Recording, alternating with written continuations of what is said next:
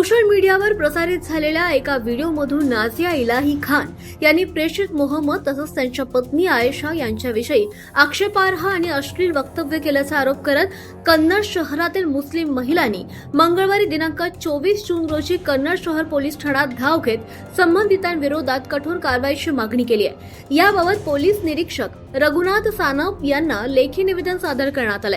निवेदनात म्हटलं आहे की सोशल मीडियाच्या विविध माध्यमातून सातत्यानं धार्मिक भावना दुखावतील अशा प्रकारची वक्तव्ये केली जात असून त्यामुळे समाजामध्ये अस्वस्थतेचं वातावरण निर्माण होत आहे। विशेषतः नाझिया इलाही खान यांनी प्रसारित केलेल्या कथित व्हिडिओमधील वक्तव्यांमुळे मुस्लिम समाजाच्या भावना तीव्र स्वरूपात दुखावल्या गेल्या असून समाजामध्ये संतापाची लाट निर्माण झाली आहे।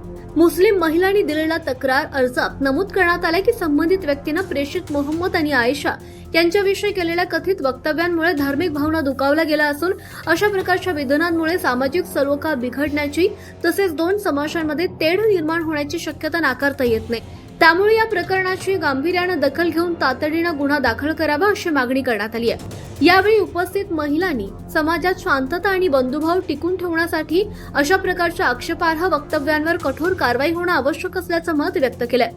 कायदा आणि सुव्यवस्थेचा प्रश्न निर्माण होऊ नये यासाठी संबंधित व्यक्तीविरोधात कठोर कायदेशीर पावले उचलण्यात यावीत अशी मागणी सुद्धा निवेदनातून करण्यात आली आहे। दरम्यान हे निवेदन सादर करण्यासाठी कन्नड शहरातील मोठ्या संख्येने मुस्लिम महिला पोलीस ठाण्यात उपस्थित होत्या। झुंजार जनतासाठी आकिब शेख, कन्नड।